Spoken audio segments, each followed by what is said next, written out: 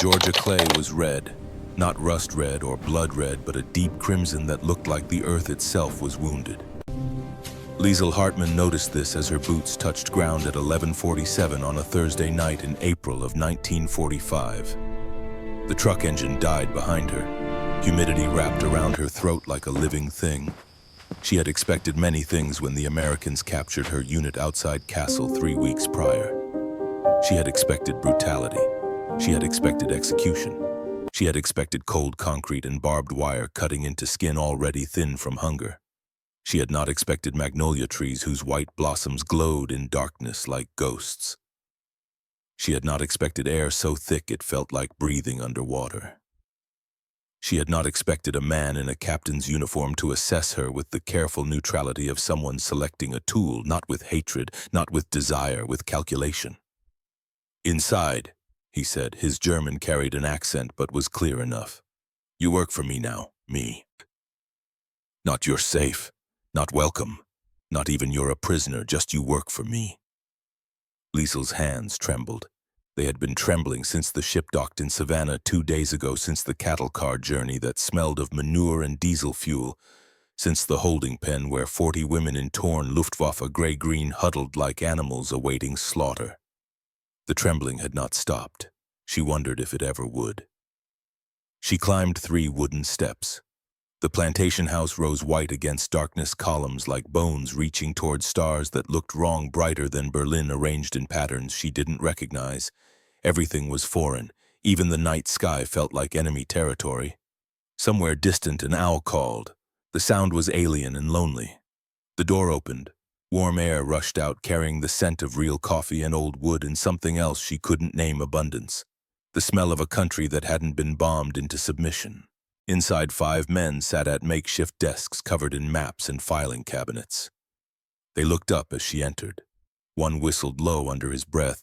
Another said something in English she didn't catch, but the tone was clear enough. Brenneman's voice cut through the room like a blade. "Back to work." They returned to their papers, but their eyes followed her as Brenneman led her past them down a hallway lined with portraits of dead plantation owners into a room dominated by a telegraph machine and a typewriter older than she was. "You sleep there." He pointed to a cot in the corner. One thin blanket, a pillow that had seen decades of use. No door, no privacy. Just a corner of a working communications room where men would labor through the night and she would be visible always. Visible, never alone. "You don't leave this house without permission," he continued. His eyes were gray, the color of winter storms. "You speak to no one without permission. You work when I tell you. You eat when I tell you." "Understood." Liesl's throat was desert dry. She had not spoken in 3 days, not since the holding pen when she had raised her hand and changed everything. "Understood," she whispered. Brenneman nodded once. Then he left her standing there, swaying on legs that felt like water, staring at the cot that would be her entire world. The door had no lock. She noticed this immediately. It hung open to the hallway, exposing her to whatever might come. Was this a test, or simply the truth laid bare that locks were unnecessary when you had nowhere to run? She sat on the cot. The springs groaned. Outside, the owl called again. Liesl closed her eyes and tried to remember Hamburg, tried to picture her mother's face. But all she could see was rubble and fire and the telegram that had sent her to the Luftwaffe Signals Corps in the first place. "Your father killed in action, Verdun, 1917. 28 years dead and still shaping her choices." She opened her eyes. The room smelled of paper and metal and the ghost of tobacco smoke. A clock on the wall read 11:53. She had been Captain Thaddeus Brenneman's prisoner. Or was it employee for exactly 6 minutes? It felt like forever. 3 weeks earlier, Liesl had believed she understood the world. Hamburg in the winter of 1942 had been cold but righteous. Streets were clean despite rationing. Banners were red and proud.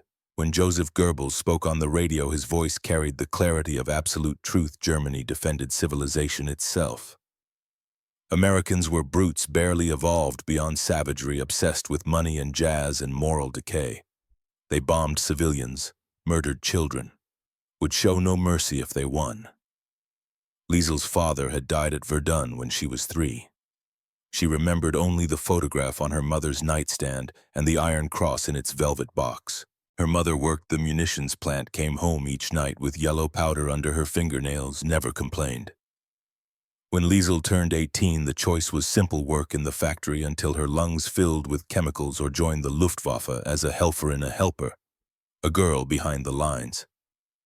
They trained her on telegraph equipment. Morse code became a second language, dots and dashes more familiar than the prayers her grandmother used to whisper. She was good at it, precise, fast. She intercepted Allied communications, translated them, passed them up the chain. She told herself she was defending the Heimat, defending her mother, defending the only world she had ever known. She believed this even as the Eastern Front collapsed, even as the bombing intensified, even as girls younger than herself arrived at the signal station with hollow eyes and stories they weren't supposed to tell. She believed it until April 4, 1945, when American tanks rolled into Kassel and the officers who had promised protection simply vanished into smoke. 40 women stood with hands raised in the ruins of a train depot, Liesel among them. Some were crying, some were praying. Liesel was calculating. She had one advantage: English learned from her grandmother before the war made it illegal. Not perfect, but functional. And she knew telegraph, knew typing, knew how to make herself necessary.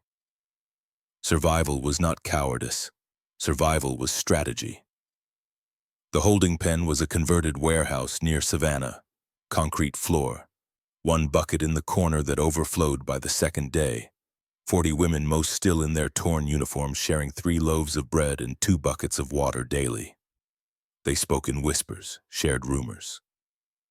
The Soviets were worse, they said. The British unpredictable. The Americans, no one knew. Propaganda had been clear: Americans were barbarians. But the guard who brought bread had acne scars and couldn't have been older than 19. He looked away when they used the bucket. Was that barbarism? On the 3rd day, an officer came. Tall, thin gray eyes that scanned them like a farmer assessing livestock. "I need one woman," he said in halting German. "Must know telegraph, must know typing, must know some English." Liesel's hand went up before conscious thought could stop it. 39 pairs of eyes turned to stare, some envious, some pitying. One girl, Annalisa, whispered, "Better him than the wire." Liesel didn't understand, not then. "You," the officer said, pointing at her. "Name, Liesel Hartmann. Work experience, Luftwaffe Signals Corps, telegraph operator, 2 years. He studied her face, her hands. "Stand up." She stood. He walked closer, not threatening, just examining. "What happened to the last assistant?" Liesel asked, surprising herself with the boldness. The officer's expression didn't change. "Sent to the main camp. Couldn't keep up with the work." His tone said, "Don't ask more questions." He gestured toward the door. "Get your things." Liesel had no things, just the uniform she wore and the knowledge that she had just made a choice that couldn't be unmade. As the truck pulled away, Annalisa watched from behind the wire. Her lips moved. Liesel couldn't hear the words but knew what they were. "Good luck. You'll need it." The first meal nearly killed her. Brenneman brought it himself that first night, a plate piled with food she didn't recognize. Fried chicken, golden and glistening with grease. Cornbread that crumbled at the slightest touch. Something green boiled with pieces of meat. And a glass of amber liquid that smelled sweet enough to rot teeth. "Eat," he said. Not an invitation. An order. Liesel stared. She had not seen this much food in 2 years, not even before rationing became severe. Her stomach shrunken from 9 days at sea on ship biscuits and thin gruel cramped at the sight. She took a bite of chicken. The grease coated her tongue. Rich, overwhelming, impossibly abundant. She made it to the bucket before the vomiting started. It came in waves, her body rejecting this sudden wealth the way a drought-starved field rejects flooding rain. She knelt on the floor, gasping and humiliated, tasting bile and failure. Brenneman watched from the doorway, silent. When she finally stopped, when she knelt there shaking and ashamed, he brought a damp cloth, set it beside her without a word, took the plate away. An hour later, he returned with plain broth, chicken stock with nothing in it, a piece of dry bread. "Slow," he said. His voice was not unkind, just factual. "You'll live." She drank the broth in tiny sips, held the bread in her mouth until it softened to paste, swallowed carefully, kept it down, barely. That night, lying on the cot in the corner of the communications room, she listened to him in the office next door, pacing, back and forth, back and forth. The sound of a drawer opening, something heavy being lifted, a photograph perhaps, then the drawer closing with careful softness. A chair scraping, silence that felt full of ghosts. She stared at the ceiling where water stains bloomed like dark flowers and wondered what kind of man brought broth to an enemy who had just vomited on his floor. Morning came with the smell of real coffee, not the acorn substitute her mother drank in Hamburg, not the chicory blend the Luftwaffe served. Real coffee that smelled like every promise of normalcy the world had broken. Brenneman set a cup on the desk beside the typewriter. Steam rose in lazy spirals. "Work starts at 6, he said. "You type what I dictate. You translate German intercepts. You send telegraph messages when ordered. You speak to no one about what you hear in this room. Understood." Understood. He handed her a stack of papers, intelligence reports, troop movements, supply requisitions. His handwriting was precise, almost mechanical, the penmanship of someone who had learned early that sloppiness could kill. She rolled paper into the typewriter, a Remington that had seen better decades, keys worn smooth by thousands of previous reports, and began. The rhythm was familiar. Click-clack, ding, return, click-clack. Her fingers found the pattern they had learned in Hamburg when the world still made a kind of terrible sense.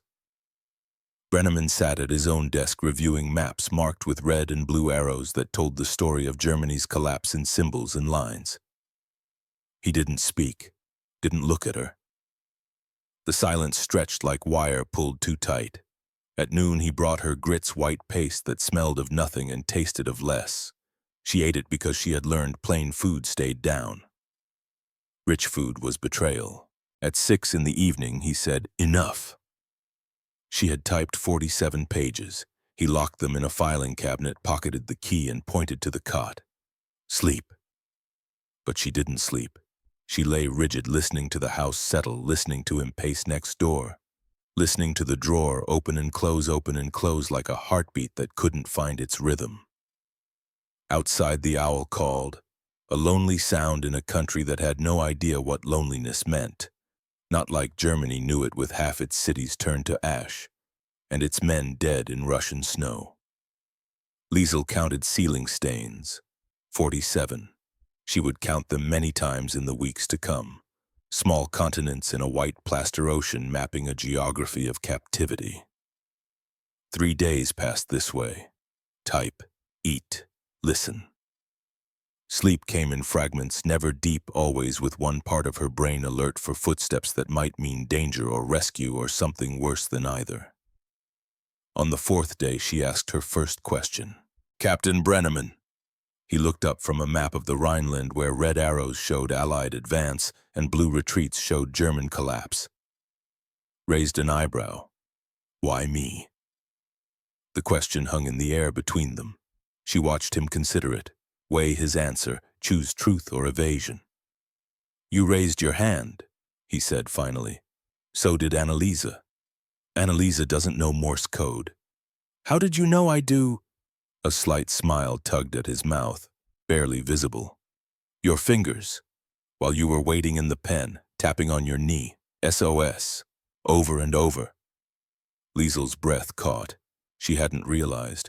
Muscle memory betraying her, her fingers automatically drumming out the universal distress signal while her conscious mind tried to appear calm. "You were nervous," Brenneman continued, "but trained. I need trained, not scared." "I am scared. I know." He returned to his map. The conversation was over as far as he was concerned. But something had shifted. The smallest crack in the wall between captor and captive. Not trust would take longer if it ever came, but acknowledgement. She was not just a body filling a role. She was a person he had noticed. It was the most dangerous thing that could have happened. The other men in the house existed as shadows to her. She learned their ranks from shoulder patches, but never their names. They looked at her the way men looked at women in wartime, assessing, calculating, wondering what could be taken and at what cost. But Brenneman's presence was a wall. When he was in the room, they kept their distance. When he left, their eyes followed her movements. Once a corporal young with a scar bisecting his chin stood too close while she retrieved a file from the cabinet. "You speak English?" he asked. Liesel kept her eyes down, remembered the rules. "Captain Brenneman says I should not speak to—" "I'm not asking what the captain says, I'm asking if you speak English." She felt his breath on her neck, smelled tobacco and something sour underneath the smell of a man who hadn't bathed properly in days. The door opened. Brenneman filled the frame backlit by hallway light so his face was shadowed. "Corporal Davies?" The young man stepped back immediately, spine straightening. "Sir? Your shift ended 10 minutes ago." "Yes, sir. Just leaving, sir." Davies left quickly, not quite running, but close. Brenneman watched him go, then turned to Liesel. His expression was neutral, but his jaw was tight. "You speak to him. He spoke to me. And you answered. I told him, you said, next time don't answer at all. Don't acknowledge. Don't respond. Understood?" "Yes, Captain." He left without another word. Liesel stood there, hands shaking again, always shaking when adrenaline spiked, and understood something fundamental. She was not protected in the way a person is protected. She was protected the way property is protected. There was a difference, and the difference was everything. On the 7th day, the Red Cross truck arrived. Liesel was typing when she heard it, the engine's distinctive rumble, the squeal of brakes, voices outside in English too rapid to follow. Brenneman went out to meet them. Through the window, she watched him sign papers, accept boxes stacked in the truck bed. Mail, supplies, the lifeline connecting this Georgia plantation to a wider world that was slowly, painfully reshaping itself. When Brenneman returned, he carried a single envelope. Thin paper, Hamburg postmark, 6 months old, her mother's handwriting. Liesel stood so fast her chair tipped backward with a clatter. Her hands reached without permission, without thought. Brenneman held the letter just out of reach. "Work first," he said. His voice was quiet but absolute. "You read when work is done." It was a violation. It was power made visible. The clearest possible statement: nothing here belongs to you, not even letters from your mother. But it was also something else. She saw it in the way his fingers tightened on the envelope, in the tightness around his eyes. Hesitation, as if he too was uncertain where the line should be drawn between necessary control and unnecessary cruelty. "Please," she heard herself say, the first time she had begged since arriving. He looked at the envelope, looked at her. The moment stretched like a wire pulled to breaking. 6 hours, he said finally. "Then you can read it." He placed the letter on his desk where she could see it but not reach it. A cruelty or a kindness or both at once. Liesel sat back down, rolled fresh paper into the typewriter with hands that were steady now because rage was an anchor. Rage kept you upright when fear wanted you on your knees. She typed for 6 hours without pause, without error. Each keystroke a small act of defiance against the man who held her mother's words hostage. When the clock struck 8, Brenneman wordlessly handed her the envelope. She took it to her cot, sat with her back to the room, to the men who pretended not to watch. Opened it with fingers that had forgotten gentleness. Inside 2 pages in her mother's neat, careful script. The date, October 1944, 5 months ago. An eternity ago. "My dearest Liesel, I do not know if this will reach you. The Red Cross says they will try. The bombing has been terrible. Frau Weber's house is gone entirely, she and her daughters with it. The Müllers disappeared after the last raid. I am still at the plant, though production has slowed to almost nothing. There is not much food. I think of you every day and pray you are somewhere safe, even if that somewhere is far from me. If you are reading this, you are alive. That is enough. That is everything. Come home when you can. I will be waiting.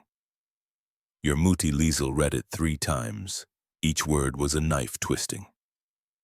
Her mother was alive in October, but it was now April. 6 months. Anything could have happened in 6 months. Hamburg was being bombed. She knew this from the intelligence reports she typed daily. Firestorms, incendiaries, whole neighborhoods erased from existence. She folded the letter with careful precision, placed it under her pillow, lay down facing the wall so no one would see her cry. Behind her, the telegraph machine chattered its endless conversation of dots and dashes. The typewriter dinged as someone else used it. Men spoke in low voices about supply lines and troop movements, and the war that everyone knew was ending, but that kept grinding forward anyway. And in the office next door, a drawer opened. A photograph was lifted, set down. The drawer closed with that same careful softness. A man she didn't know guarding a grief she couldn't see while she guarded her own. 2 prisoners, one with bars, one without, both trying to survive a war that had already taken everything that mattered. 2 weeks into her captivity, or was it employment? She still couldn't decide which word fit. Liesel began to notice patterns. Brenneman ate the same breakfast every morning, black coffee toast with no butter, 1 egg. He read reports while he ate, made notes in precise margins, never wasted a single motion. At 10 each morning, he stepped outside, exactly 15 minutes. Always the same duration. Once, watching through the window, she saw him standing by the magnolia tree, smoking a cigarette, staring at nothing visible, just standing, as if he had forgotten how to be still indoors. At 3 in the afternoon, he brought her weak tea, set it beside the typewriter without comment. The first time she thought it was a mistake meant for someone else. But he did it every day. Same chipped cup, same time, small rituals in chaos, anchors in a flood. She learned his moods by the set of his shoulders. Tension meant bad news from the front. Stillness meant routine paperwork. The rare looseness, shoulders dropped, jaw unclenched, meant something had gone right, some intelligence had proven useful, some small victory in the larger defeat. She learned he had served in North Africa before this. Saw the scars on his hands from desert sand that got into everything. Noticed how he squinted in bright light even though Georgia's sun was nothing compared to Sahara. She learned he was 36. Unmarried according to the others, though that wasn't quite accurate. She had seen the drawer, had heard him cry that one night. Something had happened, someone had been lost, but he guarded that story like classified intelligence. And slowly, carefully, like a prisoner learning the dimensions of her cell, she began to understand the shape of her cage. It had no bars, but it had boundaries. She could walk to the kitchen for water, could step onto the porch for air in the evening, could speak when spoken to, could ask for small things if she phrased them as requests rather than demands. Could not leave the house, could not write letters, could not contact other POWs, could not refuse orders. Was this protection or possession, safety or slavery with a gentler face? She didn't know, and Brenneman with his gray eyes and his locked drawer and his 3 o'clock tea wasn't telling. At the end of the 3rd week, another officer arrived. Major somebody. Liesel didn't catch the full name. He wore more ribbons than Brenneman, spoke louder, laughed at his own jokes with the confidence of a man who had never been told to quiet down. He saw Liesel typing and stopped mid-sentence. Well, Brenneman's got himself a housefrau. Liesel's English had improved enough to catch the tone, if not the exact translation. She kept typing, eyes on the keys, willing herself invisible. The major walked closer, leaned against her desk, too close, invading the small bubble of space she had claimed as her own. She speak English. Some, Brenneman said. His voice was flat, empty of inflection.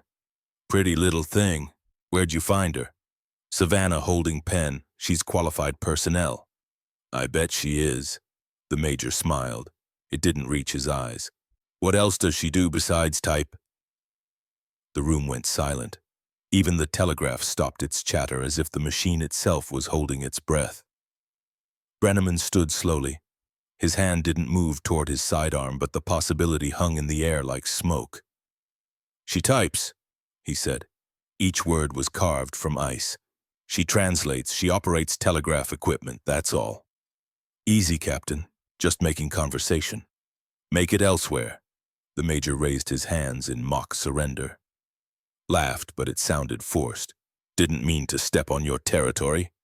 She's not territory, she's personnel. Right, personnel. Another ugly smile. Just remember to file the proper paperwork. He left. The door closed. The room exhaled.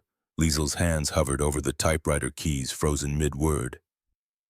Brenneman returned to his desk, picked up his pen as if nothing had happened. But she had heard the edge in his voice when he said, she's personnel. Not she's a person. Not she's under my protection. Personnel. A thing that belonged to the unit, to the mission, to him. That night, when he thought she was asleep, she heard him in the next room. Not pacing this time, just sitting. The drawer opened, the photograph lifted, and then so quietly she almost missed it. I don't know what I'm doing, Clara. A name. Finally a name to attach to the grief. I don't know what I'm doing anymore. The photograph went back. The drawer closed. Silence consumed everything. Liesel lay motionless in her cot, eyes open in darkness, and understood she wasn't the only one trapped here. Brenneman was caught in something too, a grief that had no resolution, a loss that had left him hollow and desperate to fill the emptiness with something. Duty control the illusion of purpose. Two prisoners, one with visible bars, one with invisible ones, both trying to survive in the aftermath of different wars. Morning came too soon, as it always did. The sky lightened from black to gray to the harsh white of Georgia spring. Liesel rose, washed her face in the basin, braided her hair with fingers that had learned efficiency over beauty. Brenneman was already at his desk when she emerged. He handed her a new stack of reports without looking up. The routine absorbed her like water. But something had changed. She knew his wife's name now, Clara, and knowing it made him more human, which made everything more complicated. Because it's easier to hate a jailer than to pity one. And Liesel was beginning to suspect that pity might be more dangerous than hate. The work became routine before Liesel noticed it happening. Wake at 5:30. Wash face in cold water from the basin that someone, probably Brenneman, refilled each night. Braid hair tight enough to last 12 hours without coming loose. He was already at his desk when she emerged, coffee cooling in its usual cup, the day's stack of intercepts waiting like accusations. She learned to read desperation in German military transmissions the way a doctor reads fever in flushed skin. April became May. The intercepts grew more frantic, units requesting permission to retreat, commanders asking for orders that no longer came from a high command that had stopped commanding. Once she translated a message that was just 3 letters repeated endlessly, hill, hill, hill, help, help, help. No call sign, no coordinates. Just a voice screaming into the void. She brought it to Brenneman. He read it, filed it without comment. What was there to say? The war was ending. Everyone knew it. But knowing and accepting were different animals entirely. On May 7th, a lieutenant burst into the communications room at 1600 hours. Sir, wire from Eisenhower's headquarters. Brenneman took the telegram, read it twice, face showing nothing. What is it? Liesel asked. He handed her the paper without a word.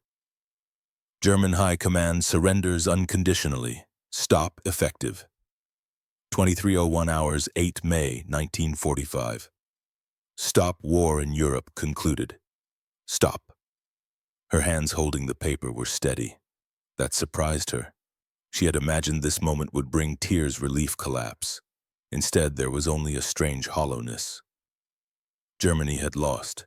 She had known it was coming, had helped make it come faster with every translation, every intercepted message decoded and delivered to men who used that information to kill German soldiers more efficiently. And now it was over.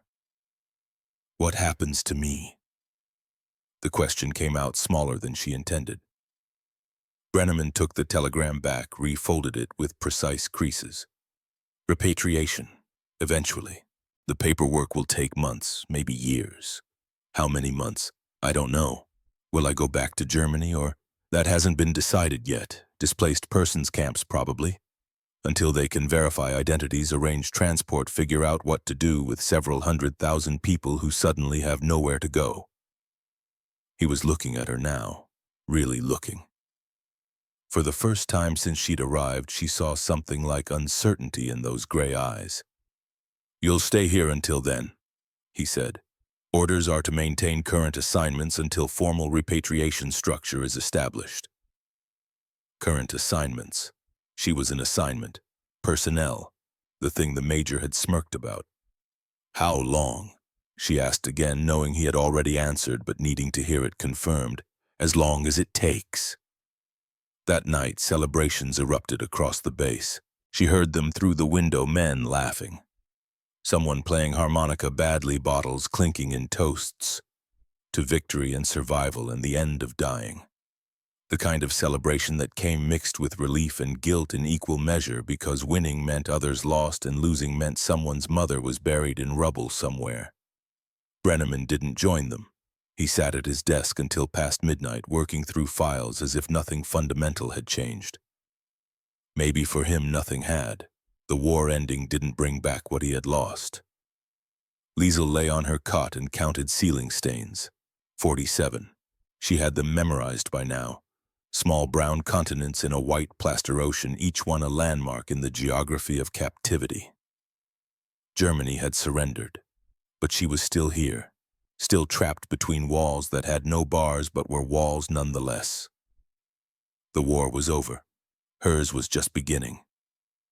May became June. Heat intensified. Georgia's summer arrived like a physical presence, not just temperature but humidity so thick it pressed against the skin like wet cloth.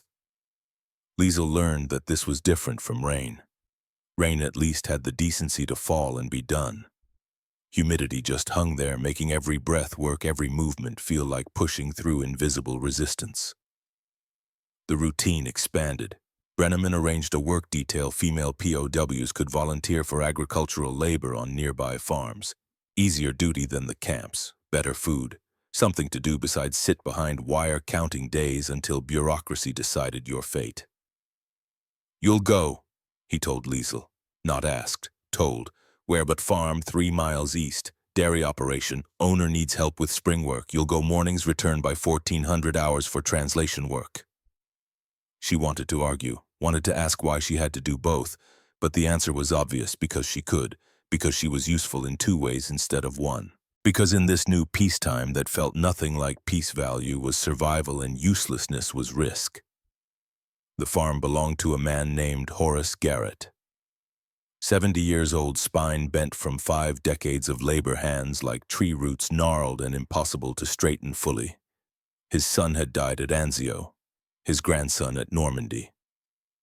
When he looked at the German POWs assigned to help him, his eyes held too much grief to leave room for hate. "You know cows?" he asked Liesel in English that drawled slow as honey. "No, sir." "Well, you about to learn." He wheezed out something that might have been a laugh. "Follow me." The dairy barn smelled of hay and manure and warm milk, earthy smells that were nothing like the chemical stink of Hamburg's munitions plant or the antiseptic sterility of the Luftwaffe Communications Center. Holsteins swayed in their stalls, enormous and placid, their sides rising and falling with breath that seemed too slow, too calm for creatures that large. Liesel had never been this close to an animal bigger than a dog. When one turned its massive head to look at her with dark, unreadable eyes, she stepped back involuntarily. Garrett laughed again, the sound turning into a wet cough he had to spit out. "They ain't gonna hurt you. More scared of you than you are of them, probably." "I doubt that," Liesel muttered in German, then caught herself. I mean, I doubt it, sir. Brenneman, who had driven her here and was leaning against the barn doorway watching, made a sound that might have been amusement. The first time she'd heard anything close to laughter from him. Garrett demonstrated milking, the rhythm of it. Pull and squeeze, warm streams hitting the tin bucket in steady percussion that echoed in the barn. Your turn, he said, standing with difficulty and gesturing to the stool. Liesel knelt on the three-legged stool that rocked slightly on uneven ground, reached for the udder. The cow shifted weight. She froze. She knows you're nervous, Garrett said. Animals know, same as people. You gotta commit or get out the way. Liesel closed her hands around the teat. It was warm, almost hot, covered in coarse hair. She pulled. Nothing happened. Pulled again. A pathetic dribble. Behind her, Brenneman's voice. Firmer. Like you mean it. She glanced back, annoyed. I do mean it. Then show the cow. She gripped harder, pulled with actual force instead of tentative hope. A stream of milk hit the bucket, then another. The rhythm came not smooth yet, but present.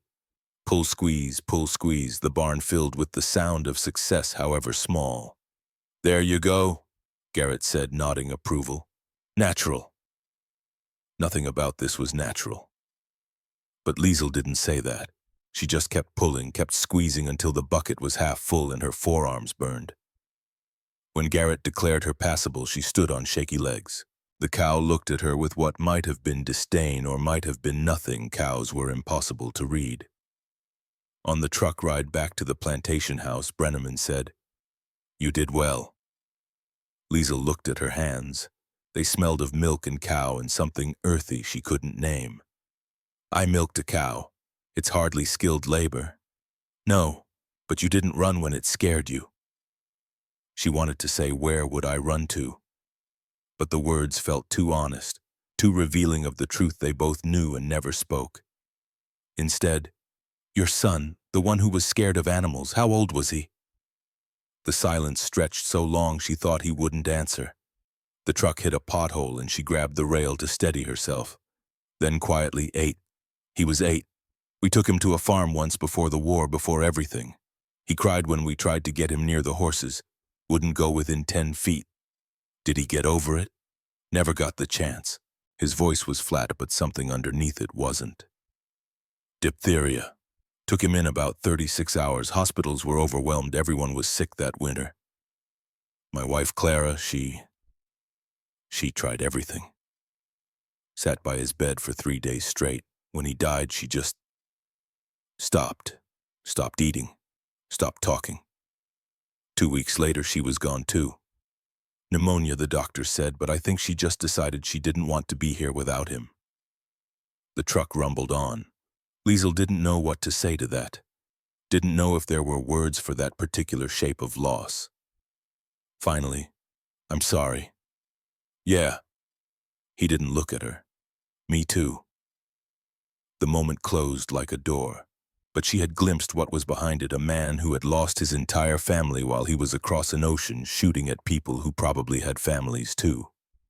A man who watched a German girl learn to milk cows and saw what might have been if the world had been different. She was not his daughter, could never be his daughter. But she was someone's daughter. And in the mathematics of grief, maybe proximity was enough when nothing else was possible.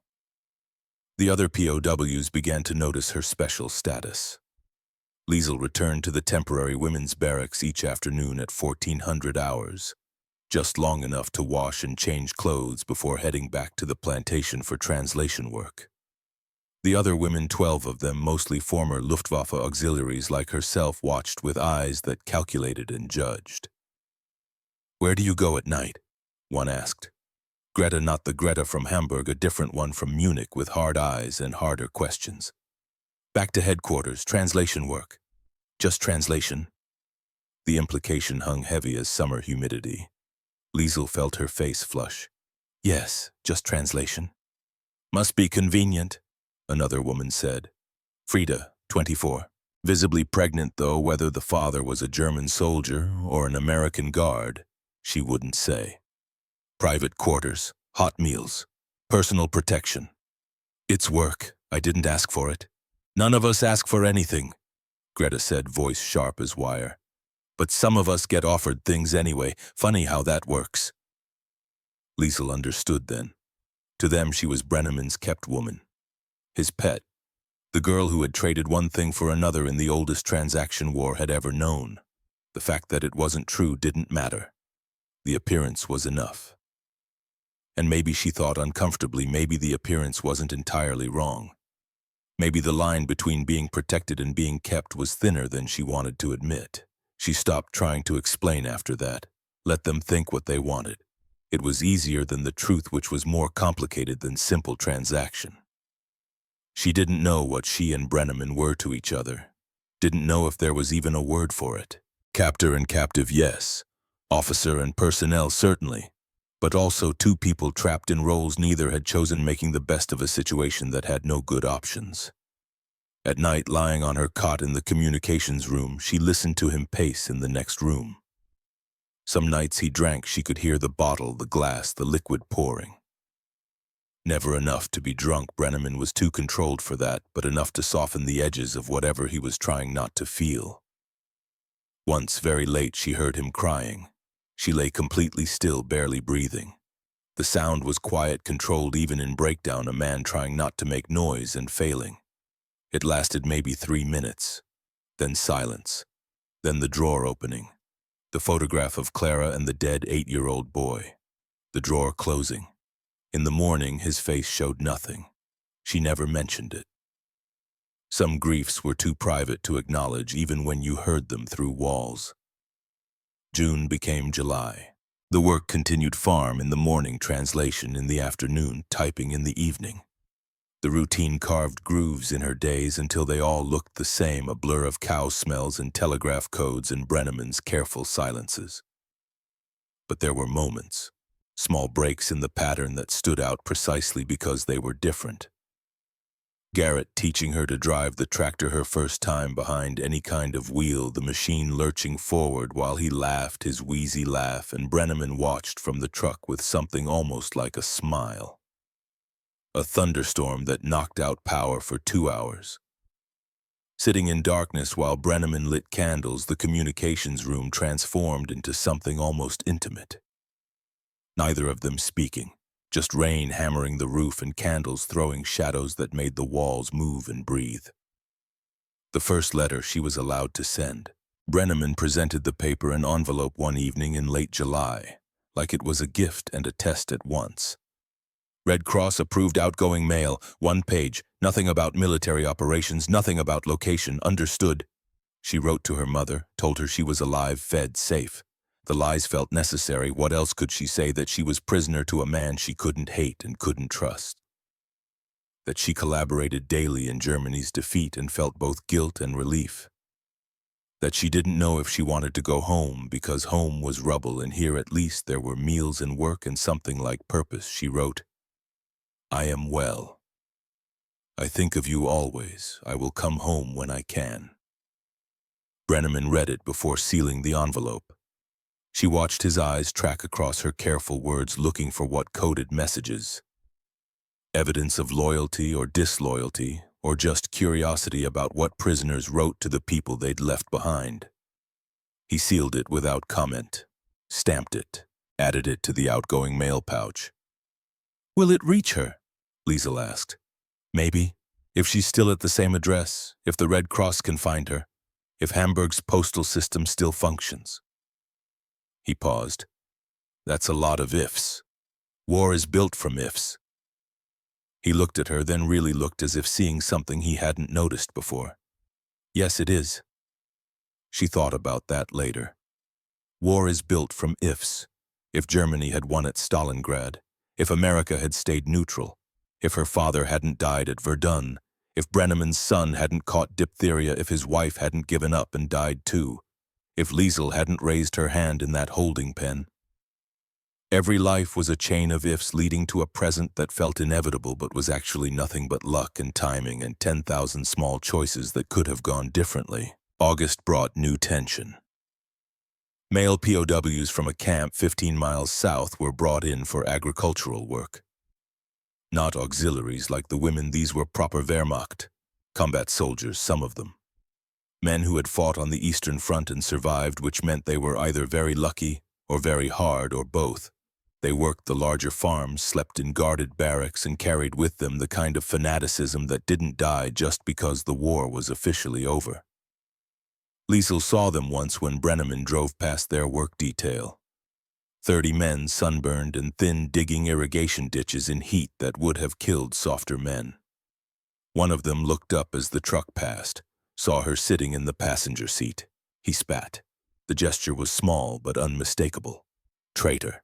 She saw it in his eyes even though she couldn't hear the word over the engine noise. That evening, returning from the dairy farm later than usual, a cow had been sick. Needed tending. Liesel walked across the darkening yard toward the plantation house. Summer air was thick with cicadas and the smell of cut grass drying in humidity. 3 men stepped out from behind the equipment shed. German. Wehrmacht. She recognized 2 from the work detail. Fräulein Hartmann, one said. His accent was Bavarian, the words clipped with mountain hardness. Working late for the Americans. She stopped, calculated distances. The house was 50 meters away, too far to run.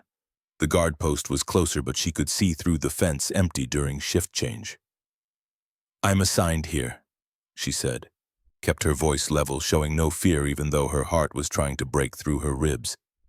Assigned, he laughed without humor. Is that what they call it now?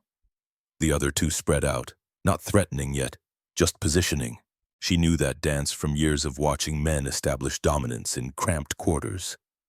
You should be in the barracks with the other whores, the Bavarian said, stepping closer. Not playing secretary for the enemy. I'm not playing anything. I work, just like you. We work because we're forced. You collaborate. His voice rose. How many German soldiers died because of intelligence you translated? How many? The war is over. The war is never over. He was shouting now. Germany surrendered, but we didn't. Some of us remember what loyalty means, what honor means. She saw his hand moving, saw the flash of metal, a knife small, probably stolen from the kitchen detail where they worked. Then a voice cut through the darkness. Cold, absolute.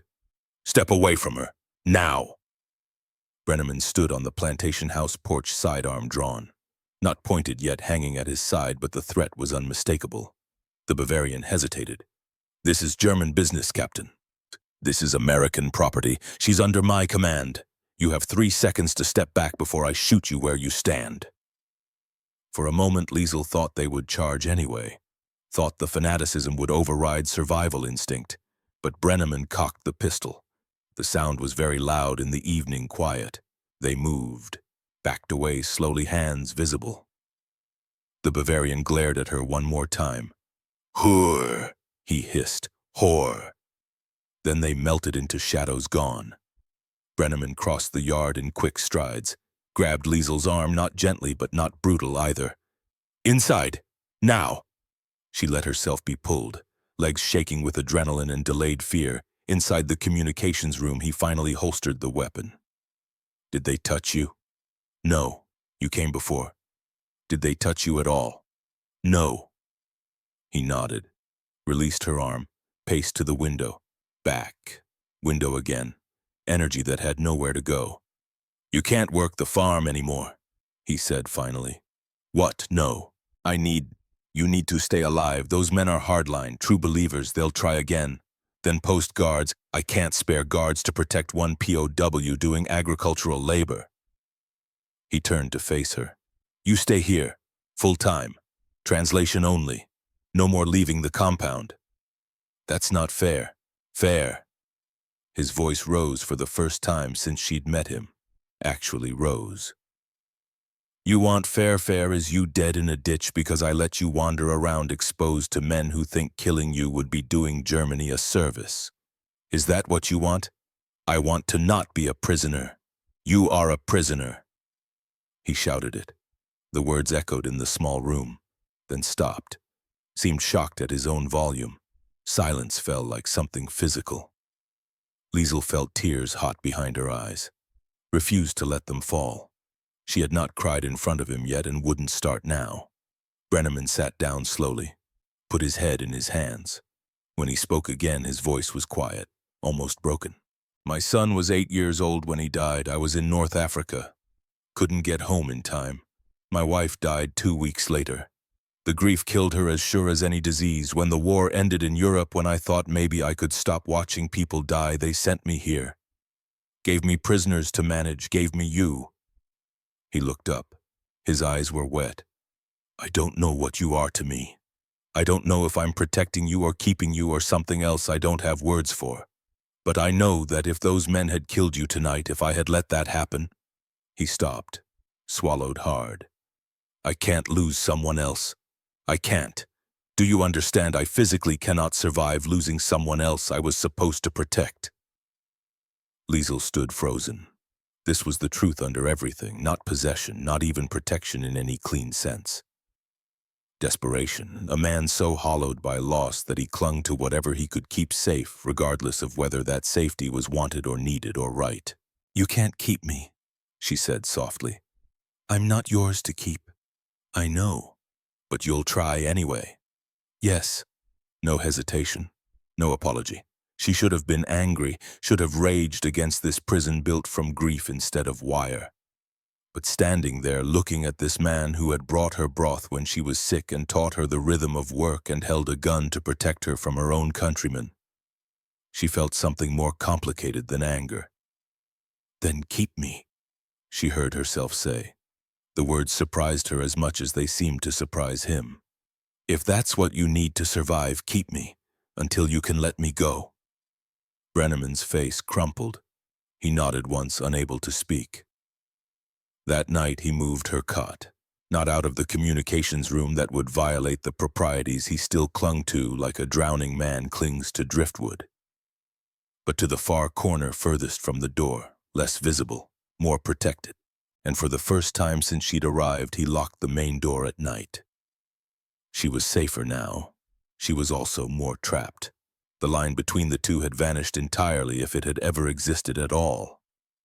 September arrived with cooler air and news that displaced persons camps were being established throughout occupied Germany. Repatriation would begin, slowly, systematically. Perhaps by year's end, they said, though no one seemed certain. Liesel received her first reply from Hamburg in mid-September. The envelope was water-damaged, stamp smudged, nearly illegible, but inside her mother's handwriting was still careful and clear. My dearest Liesel, your letter reached me. I cried for 3 hours when the Red Cross worker brought it. You are alive. That is everything. Hamburg is unrecognizable. Our street is completely gone, not just damaged, gone. Erased. I live with Frau Eckhart now in Bromseli. Her son died in Russia. We keep each other from going entirely mad. The British are fair but distant. There is never enough food.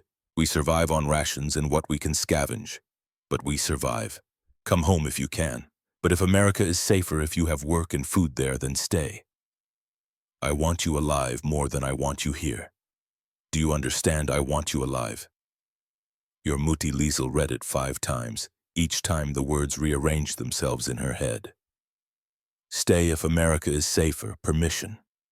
Her mother giving her permission to not come home, to choose survival over loyalty, life over duty.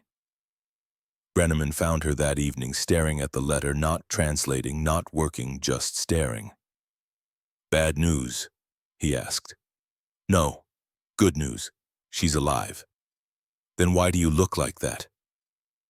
Liesel folded the letter carefully, creasing it along lines that were already worn from multiple readings. She told me to stay here if it's safer, to not come home. Is it safer? I don't know. She looked up at him. Is it? He sat down across from her at the work table. For a long moment he said nothing, just looked at his hands like they might have answers written on the calluses. Hamburg is starving, he said finally. Allied occupation is complicated. The British are trying to maintain order, but there's not enough food, not enough medicine, not enough anything. There's work here, food here. You could apply for immigration after repatriation. Come back properly. As what? War bride, displaced person, employee. Does it matter? It matters to me. He nodded slowly, poured 2 glasses of whiskey without asking permission, slid one across to her. I could sponsor you, he said. Didn't look at her while saying it. Once you're formally repatriated, bring you back as civilian employee, secretary, telegraph operator, something legitimate. Why would you do that? Now he looked at her. Because I don't want you to go. The honesty of it was brutal, no pretense of duty, no hiding behind regulations or military necessity. Just the raw truth, I don't want you to go. That's not a reason, she said, though her voice was softer than she intended. It's the only reason I have. Outside night had fallen completely. Through the window, stars emerged one by one, different stars than Hamburg's stars arranged in constellations. She still didn't recognize even after months of seeing them. Liesel thought about her mother in the ruins, thought about the knife that might have found her if Brenneman had been slower, thought about cows and typewriters and a man who cried when he thought no one could hear. If I stayed, she said carefully, it wouldn't be like this. I wouldn't be a prisoner. No. I'd have my own room, my own money, my own life. Yes. And you'd have to let me go if I wanted to leave. His jaw tightened visibly. Yes. Say it. Promise me. I promise. She didn't know if she believed him, didn't know if he believed himself, but the offer was there. A door cracked open in a wall that had seemed solid. I'll think about it, she said. That night, lying on her cot, she heard him in the next room.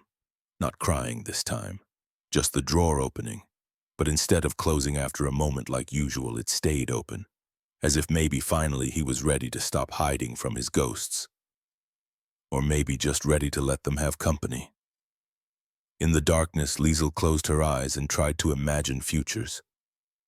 Tried to see herself back in Hamburg, tried to feel what home would mean. But all she could picture was rubble and hunger and neighbors who would always see her as the girl who ate American food while they starved. Then she tried to imagine staying. Tried to see herself in this Georgia heat, working for a man who couldn't let go, building a life from the pieces of someone else's broken one. Neither future felt right, neither felt possible. But one of them would happen anyway because time only moved forward and choices had to be made even when all the choices were terrible. She would have to choose soon. The question was whether she could live with the answer. On the last day of September, Brenneman gave her a package wrapped in brown paper. What is this? She asked. Open it. Inside, wool gloves, child-sized but worn, stretched from use. The kind of gloves a boy might have worn on a farm visit before the war, before diphtheria, before everything ended. They were my son's, Brenneman said quietly. Last thing he touched before we took him to the hospital. Clara wanted to keep them. After she died, I kept them. Thought maybe... He stopped, started again. I want you to have them. Liesel looked at the gloves. They were too small for her hands, but she understood this wasn't about fit. This was about trust, about letting someone else hold the most precious remnant of a life that had ended too soon. I can't take these, she whispered. Yes, you can. I'm giving them to you, for when winter comes. He paused. For when you decide, stay or go. Either way, you should have something warm. She held the gloves like they might break, like they were made of spun glass instead of wool. Thank you, she managed. He nodded, turned to go, stopped at the door. Liesel, yes. Whatever you choose, I'll understand. He left before she could respond. That night, she placed the gloves under her pillow next to her mother's letters. 2 sets of words from 2 different worlds, both saying in their own way, survive. Choose life. Do what you have to do. She fell asleep holding them both. December came to Georgia with cold that wasn't quite cold. Not like Hamburg winters where ice formed on window interiors and breath crystallized midair.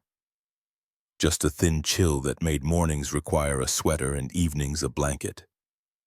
Comfortable cold, survivable cold, the kind that reminded you winter existed without trying to kill you. Liesel had been at the plantation house for 8 months, 243 days. She had stopped counting after 200, but the number was there anyway, carved into her consciousness like marks on a cell wall. The repatriation orders arrived December 3rd, formal this time. Official stamps and signatures and dates that couldn't be argued with. All German POWs to be processed through displaced persons camps by January 31st, 1946. Transport would be arranged. Destinations assigned based on last known address. Brenneman read the orders twice before handing them to her without comment. January, he said. Yes, Hamburg. That's where my mother is. He nodded. Set the papers on his desk with careful precision, aligning them exactly with the desk edge. A habit she'd learned meant he was thinking, preparing to say something difficult. You don't have to go, he said finally. The orders can be delayed. Medical reasons, essential personnel. I can file paperwork to extend your stay. To keep me prisoner longer. The words came out sharper than she intended. To give you a choice. He turned to face her. To give you time to make the choice that's right for you, not the one the army decides for you. What choice? Though she already knew. Had known since September, really, when he'd given her his dead son's gloves. Brenneman stood, walked to the window, spoke with his back to her silhouette against pale winter light. Stay. Not like this, not as prisoner. I'll process your repatriation officially. Send you through the camps. Get you cleared properly. Then sponsor your return. War bride visa or employment or refugee status, whatever works. You'd have your own place, your own money. You could work as civilian translator for the base, real job, real pay, real life. Why? Though she knew this answer too. I told you why in September. Tell me again. He turned. His face was carefully neutral, but his eyes were not. Because in 8 months you're the first person I've talked to who wasn't about the war or the dead or orders from people who don't understand what it's like here. Because you make terrible coffee and milk cows like you're defusing bombs, and I can hear you cry quietly enough that you think I won't notice. Because my wife is dead and my son is dead, and I spent 3 years in a desert watching boys die for reasons that made sense at the time and don't make sense now. Because you're alive. You're here. And I don't want you to go back into that. He gestured vaguely eastward toward Europe, toward the ruins, into that graveyard. Pretending to be a country. Liesel felt something crack inside her chest, not breaking, opening, enough to let in air that had been trapped too long. That's not love, she said. I know. That's need, desperation. Yes, need isn't enough to build a life on. I know that too. He sat down slowly, looking older than 36. But it's what I have. So I'm asking anyway. Stay, come back. Whatever you want to call it, just don't disappear into Germany and never come back. She should have been angry, should have thrown the manipulation back in his face, because it was manipulation, even if it was honest manipulation, even if he was laying all his cards on the table and letting her see exactly how desperate he was. But she had learned something in 8 months. Brenneman didn't manipulate. He stated facts with brutal honesty and let her decide. The honesty was worse than manipulation because manipulation could be fought. Honesty just sat there, unavoidable. I need to see my mother, she said. I know. I need to see Hamburg, see what's left, see if there's anything to come back to. I understand. I can't promise I'll return. His hands tightened on the desk edge until his knuckles went white. I'm not asking for promises, I'm asking you to think about it, to consider the possibility, that's all. She thought about it that night, and the next night, and every night for the following 2 weeks. Thought about her mother alone in a ruined city, keeping herself alive through will and the charity of a stranger whose son was dead in Russia. Thought about Hamburg, the harbor where her father used to take her on Sundays before he died, the park where she'd learned to ride a bicycle. The apartment building that was probably rubble now collapsed into itself like a promise broken. Thought about Georgia, the dairy farm where cows knew her hands, the communications room where she could decode German desperation faster than anyone. The man who cried at night and pretended in the morning that everything was fine. Neither place was home. Both places were. On December 20th, she told him her decision. I'll go to Hamburg first. I need to see her, need to know she's really alive, not just words on paper 6 months old. She paused, committed. Then I'll decide. He nodded, didn't ask for more. That night, he gave her an envelope. Don't open it until you're on the ship, he said. Inside, she would discover later, was $400 in cash, 3 years of combat pay saved and hoarded, his address in Charleston, and a letter written in that precise mechanical handwriting, come home when you're ready. Or don't. But know that there's a place here if you need it. No obligations, no debts, just a place if you want it. TB. The money represented everything he'd saved, every penny from 3 years of war. He gave it to her without conditions, without strings, as if letting her go required an offering large enough to match the weight of what he was releasing.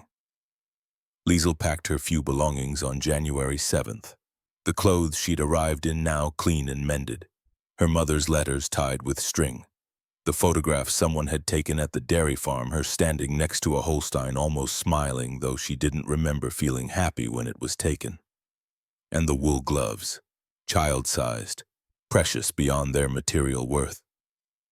The truck came at 0600. Cold morning stars still visible, breath-forming clouds in air that felt warm compared to what was coming. Brenneman stood on the porch as she climbed into the truck bed with 5 other women being processed for repatriation. He didn't wave, didn't speak, just stood there, hands in his pockets, watching. She looked back once, saw him still standing there, a figure growing smaller as the truck rumbled down the red clay road, until the truck turned a corner and he disappeared behind pine trees. The last thing she heard was the crow calling from the magnolia tree, harsh and lonely and strangely final, like a punctuation mark on a chapter that was ending whether anyone was ready or not. Hamburg in January 1946 was a city that had forgotten how to be a city. Liesel stepped off the train at what remained of the Hauptbahnhof and found only half a station. The roof was gone. The western platforms were craters. People moved through ruins like ghosts, gray-faced and silent, carrying bundles wrapped in newspaper because suitcases were long since traded for food. The Red Cross worker who checked her papers was British, young, grimly efficient. Last known address, Bosau Schulterblatt 47. He consulted a map covered in red X's, each X marking a street that no longer existed. That district took heavy damage. Building may not be standing. My mother was there. I have letters. Letters are months old, miss. Check the displaced persons registry. They track survivors. The registry was kept in a church basement that smelled of mildew and unwashed humanity and despair so thick it was almost visible. Hundreds of names on lists tacked to walls. Living, dead, missing, unknown. She found her mother's name under relocated Hartmann Helene housing Schulterblatt survivor at Bromsallee, 12 room 3B. Bromsallee was 2 kilometers north. Liesel walked through streets that had ceased to be streets and become obstacle courses of rubble. Buildings leaned against each other like drunks supporting drunks. Children played in bombed-out basements, their laughter strange and wrong in all this destruction. An old woman sold cigarettes one at a time from a wooden box, her hands shaking from cold or age or both. Nothing moved quickly. Everyone looked hungry. The kind of hunger that had become permanent, carved into faces and posture, and the way people walked slow, conserving energy because there was never enough food to waste calories on hurrying. Number 12 Bromsallee was an apartment building that had lost its top 3 floors to bombs but stubbornly remained standing on its lower 2. Like a man who'd been beheaded but refused to fall down. Liesel climbed stairs that swayed with each step, wood creaking protests. She knocked on a door held together with wire and hope. A woman answered. 60, maybe older, impossible to tell when everyone looked ancient from malnutrition, suspicious eyes that had learned not to trust. I'm looking for Frau Hartmann, Helena Hartmann. The woman's face changed, suspicion becoming something softer. Liesel, yes. Wait here. She disappeared into the apartment's dim interior. Liesel heard voices, footsteps, then her mother was there. The woman in the letters had been tired but whole. The woman before her now weighed perhaps 80 pounds, every bone visible, skin stretched over skeleton-like paper over wire frame. Her hair was completely white, though she was only 53. Her hands shook constantly, palsy or malnutrition or simply the body's protest against being asked to keep going when it should have been allowed to quit. When she embraced Liesel, it felt like hugging a collection of bird bones wrapped in cloth. Fragile, breakable, already mostly broken. "You came back," her mother whispered against her shoulder. "I told you not to. I told you to stay safe." "I had to see you." They sat in a room that held 2 cots, 1 table, 1 chair, and nothing else. Everything else had been sold or burned for warmth or simply lost in the general catastrophe of Hamburg's destruction. Frau Eckhart, the woman who had answered the door, made ersatz coffee from roasted grain. It tasted like dirt and ashes, but it was hot, and heat was something. Liesel's mother wanted to know everything: where she'd been, how she'd survived.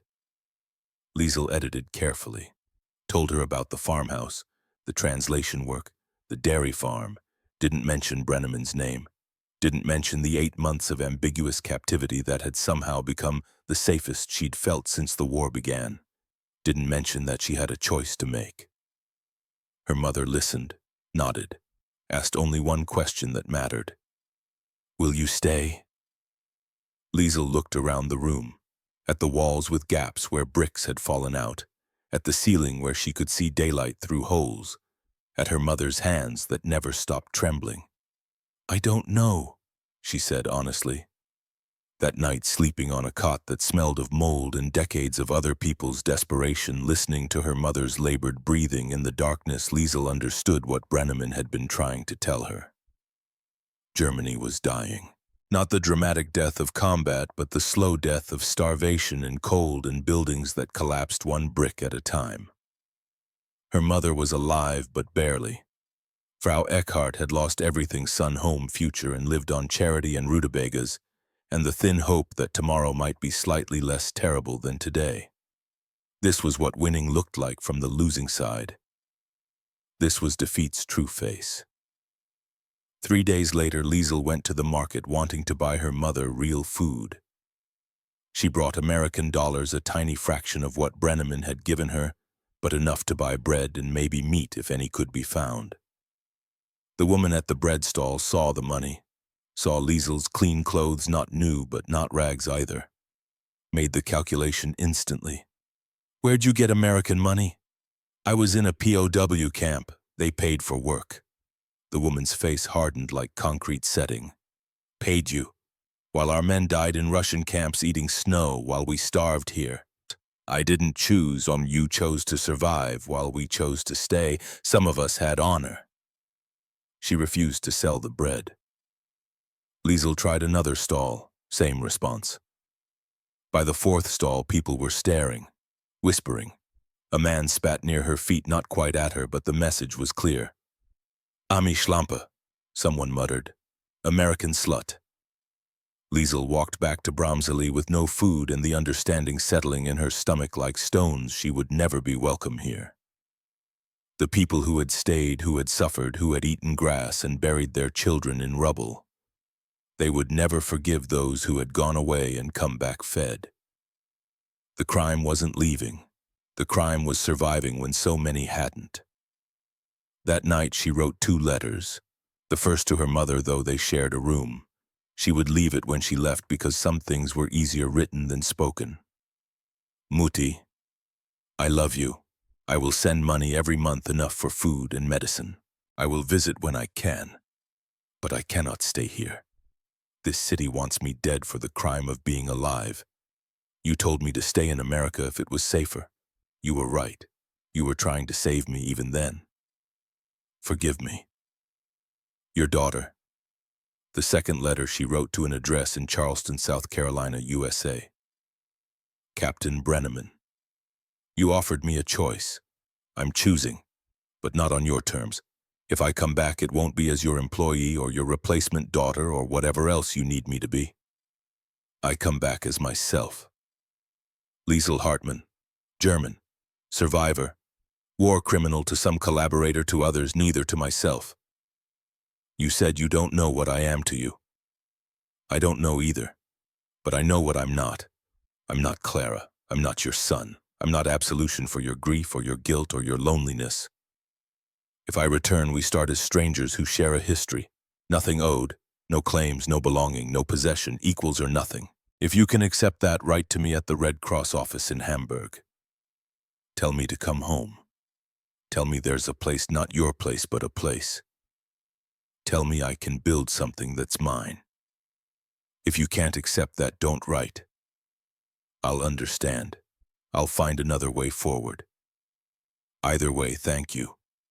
For the broth, for the tea, for the gloves, for standing between me and the knife, for letting me go even though it cost you everything you'd saved. LH.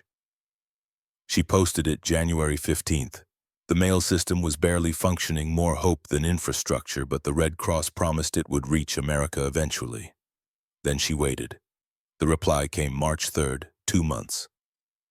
Liesl had almost given up, had started looking into work with British occupation forces, translation, secretarial, anything that would let her send money to her mother without having to stay in a city that hated her for surviving. The envelope was thick American paper, Charleston postmark. Her hands shook opening it. Inside a single page in that precise mechanical handwriting she knew as well as her own. Liesl equals. There's a room for rent on King Street. Landlady is Mrs. Chen. Fair rates. She knows you're coming. The telegraph office downtown is hiring civilian operators. I gave you a reference. Job is yours if you want it. Pay is union scale. You'll have your own money, your own place, your own life. I'm being transferred to Fort Bragg, North Carolina. I leave in 2 weeks, so I won't be in Charleston to complicate things. You can build whatever you need to build without me hovering. But I'll visit if you want. On leave. We can figure out what this is, what we are. No promises, no claims, just two people trying to figure out how to be alive after everything. Come home when you're ready, or don't, but know that the place exists. It's real, it's waiting. And it's yours, not mine, Thaddeus. She read it 5 times, looking for traps, for hidden claim, for the possession disguised as freedom. Found none. Just honesty, just equals.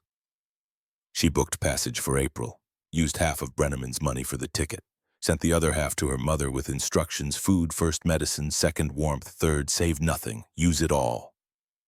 More would come.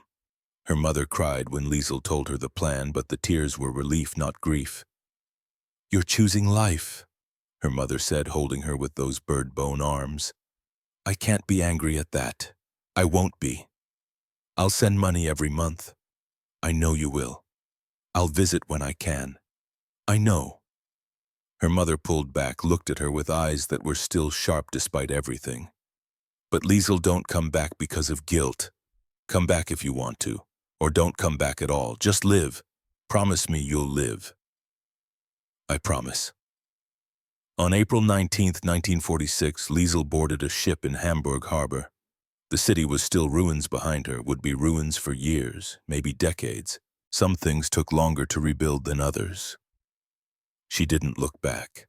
Looking back was how you turned into salt, into stone, into something frozen in the past and unable to move forward.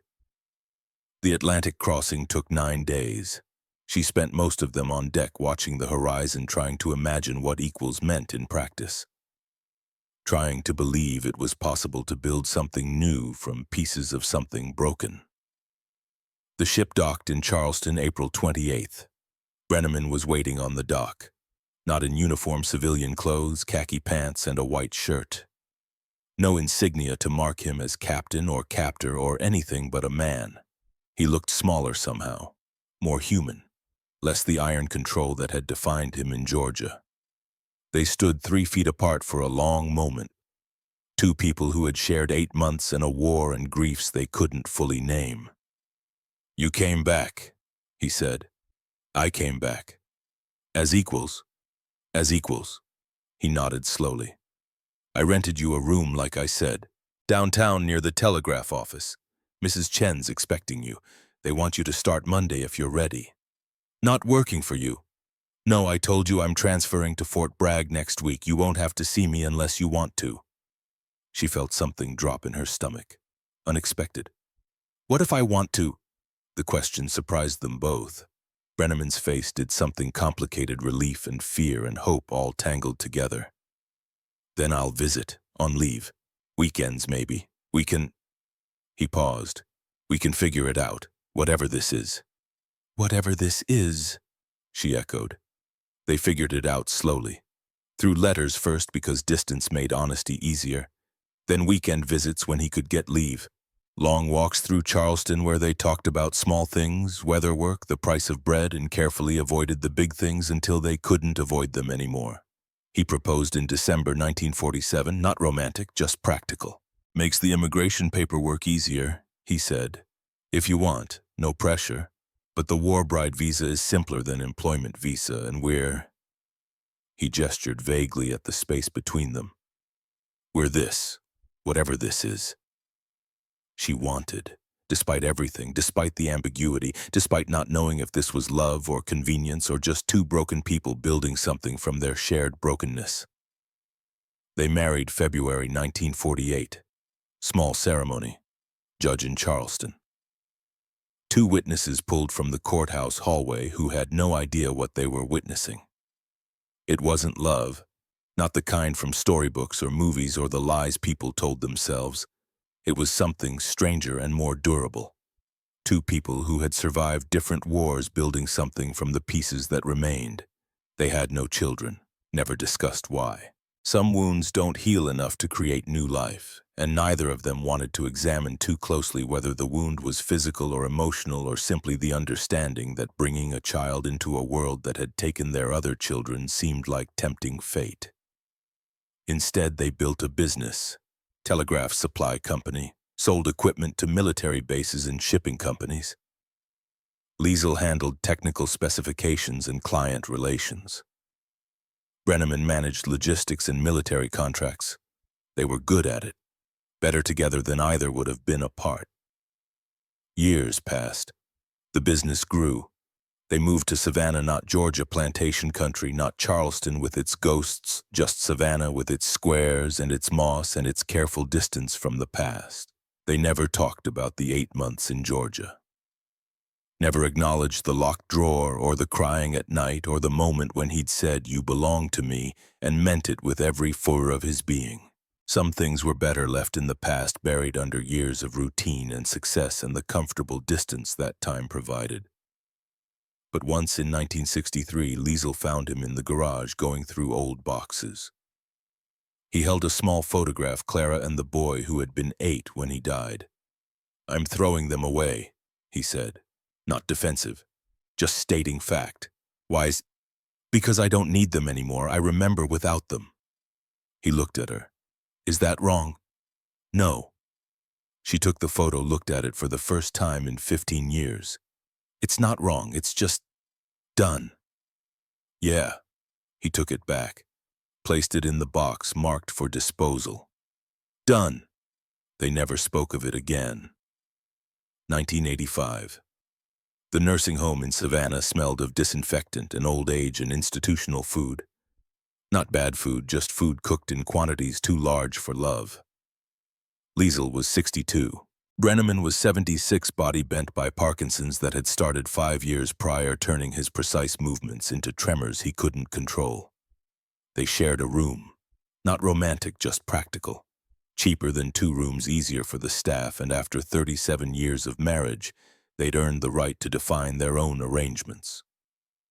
The graduate student was young Ernest, working on her dissertation about German POWs in America. She'd found Liesel through military records and Red Cross archives.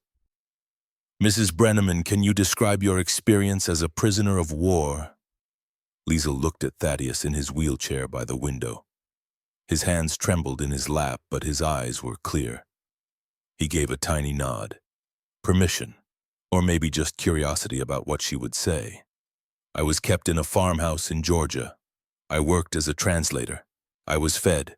I was protected. I was not free. Were you coerced? Define coerced. Liesel's voice was sharper than she intended, softened it. I was given choices, but when your choices are work for this man or starve in a camp where other prisoners might kill you for collaborating. How free is that choice? The student scribbled notes. But you married him. Yes. So it became more than coercion. Liesel was quiet for a long moment, looking at the man who had been her captor, her employer, her husband, who had given her his son's gloves and his life's savings and finally, eventually, something like freedom. I don't know what it became, she said honestly. I know what it wasn't. It wasn't love at first sight. It wasn't romance. It wasn't even friendship at first. It was necessary. For both of us. Can you explain? He had lost his family. He was desperate for something to protect someone to keep safe. I was desperate for protection. We used each other. But somewhere in that using we became real to each other, people, not just needs. By the time I had a true choice to leave, when I could have stayed in Hamburg or gone anywhere, I chose to come back. Not because I loved him, because I understood him and he understood me, and understanding felt more valuable than love. Was it worth it, giving up your freedom? I didn't give up freedom. I traded one cage for another. In Germany, I would have been caged by poverty and hatred. Here I was caged by... She paused, looking for the right word. By gratitude, by debt, by the weight of being saved. And now, looking back. Liesel thought about the drawer that Brenneman had finally emptied in 1963.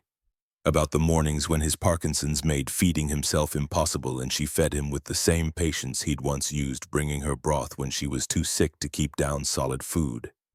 About the business they'd built, the life they'd constructed from broken pieces. Now I think war makes honest people into liars, she said carefully. We tell ourselves stories to survive. I told myself I had a choice. He told himself he was protecting me. Both stories were true. Both were lies. The truth is we saved each other by accident, and we've been trying to figure out what that means ever since. The student closed her notebook. Thank you for your honesty. After she left, Liesel wheeled Brenneman to the window. Outside, Savannah was green and warm and utterly indifferent to their small drama. Did I say it right? She asked. His voice was weak but clear. You said it perfectly. Do you regret it, any of it? He thought for a long time. I regret not knowing what else I could have done, should have done, but I don't regret that you're here. Even though I was your prisoner, you were never just my prisoner. He paused. Though you were that too. Both things can be true. They sat in silence, watching the world outside continue its business of living and dying and rebuilding and breaking again. Thaddeus. Thank you. For what? For letting me go, even when you didn't want to. I didn't let you go. You went anyway. He smiled slightly. I just didn't stop you. That's not the same thing. No, she agreed. It's not. But maybe she thought maybe the difference between letting someone go and not stopping them was the difference between freedom and captivity. Maybe she'd never been truly free, not in Georgia, not in Hamburg, not even now. Maybe freedom was more complicated than the absence of chains. Maybe freedom was the space between you belong to me and come home when you're ready. The space where choice lived even when all the choices were terrible. That night in the nursing home room that smelled of medicine and age and the slow dissolution of bodies that had lasted longer than they were designed to. Liesel helped Brenneman into bed, tucked the blanket around him with the practiced efficiency of someone who had done this hundreds of times. Daughter care or wife care or just care, undefined and undefinable. Liesel, yes. I loved you, eventually. I want you to know that. It took years, but I did. I do. She smoothed his white hair, so different from the dark-haired captain who had stood on a Georgia porch 39 years ago. I know. I loved you too, in my way. Was it enough? She thought about that, about Hamburg in ruins and Georgia red clay and all the years between. about cows and typewriters and the sound of a drawer opening and closing in the night. "It was what we had," she said finally, "so it had to be enough." He closed his eyes, breathing steady, almost asleep. Liesel sat in the chair beside his bed, looking at her own hands, old hands now spotted and thin-skinned. But they were hers, had always been hers even when she'd believed they belonged to him. The war had ended 40 years ago, but for them it had never quite ended. Just changed shape, became smaller, more manageable, something they could live with instead of something that killed them. She closed her eyes and let memory take her back, to magnolia trees and red clay, to the moment when a man had said, "You work for me now," and she'd stepped into a future she couldn't have imagined. To the slow transformation from prisoner to employee to something that had no name because war had erased the vocabulary for what they'd become. She had survived. They both had. And survival in the end was its own kind of victory. Even if you spent 40 years wondering what exactly you'd won. Epilogue, 1987. Thaddeus Brenneman died on a Tuesday in March, peaceful, in his sleep. The Parkinson's had finally taken the last things it could take. Movement, speech, the ability to swallow. But it had left him his mind until the end, which was either mercy or cruelty depending on how you looked at it.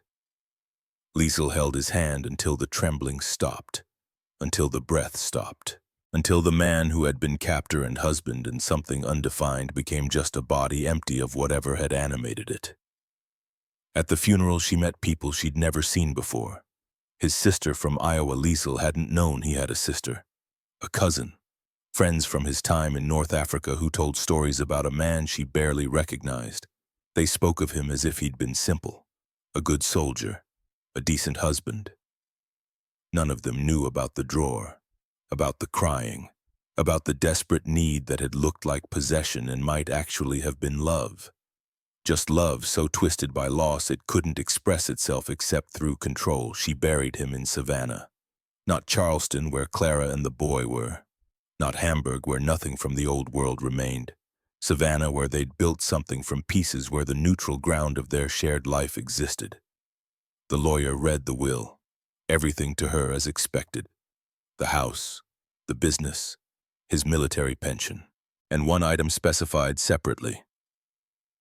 My personal papers and photographs to be destroyed unread per previous agreement with my wife.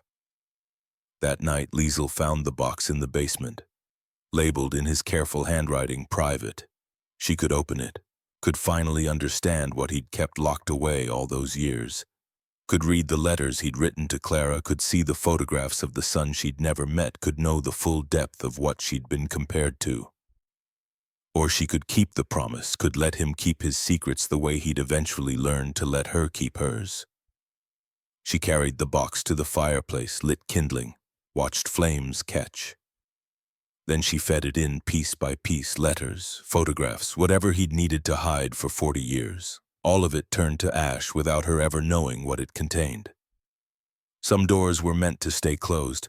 When the fire burned down, she sat in the chair by the window. The same chair she'd sat in 1,000 times.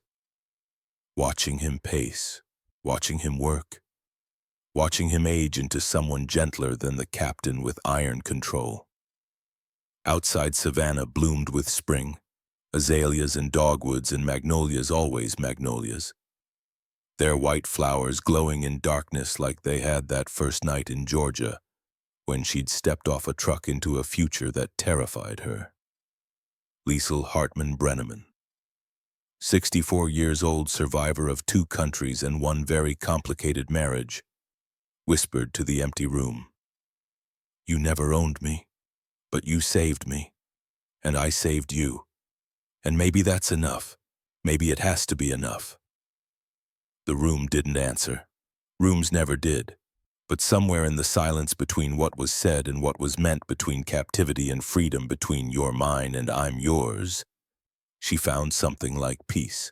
Not forgiveness. She hadn't done anything that needed forgiving. And neither had he really beyond the crime of being human and broken and trying to survive. Not closure, some things don't close, they just become part of the landscape you learn to navigate. Just acceptance. Of what had been, of what she had chosen, of the cost of survival when survival meant surrendering pieces of yourself you could never get back. The war was over, had been over for 42 years. Their war, the private one fought in farmhouses and nursing homes, and the space between protection and possession, that war was finally over too. And the magnolia tree outside the window bloomed indifferent and beautiful the way the world always bloomed after endings. The way it would bloom long after everyone who remembered was gone.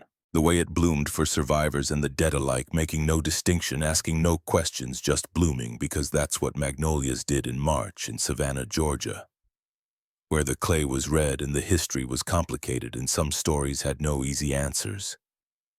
Only endings, only memory. Only the slow accumulation of years that turned even the sharpest pain into something bearable. She fell asleep in the chair, one hand resting on the wooden arm worn smooth by decades of use, the other holding the wool gloves she'd kept for 40 years, child-sized, stretched from use, the last thing an 8-year-old boy had touched before the world ended for him. She had never told Brenneman she'd kept them. Some gifts were too heavy to acknowledge, but she'd kept them anyway, because throwing them away would have been its own kind of dishonesty. And if there was one thing she'd learned in 40 years, it was that honesty, brutal, complicated, uncomfortable honesty, was the only foundation strong enough to build a life on, even a life built from pieces of other people's broken ones. Even a life that started as captivity and ended as something that might, if you squinted, look like freedom.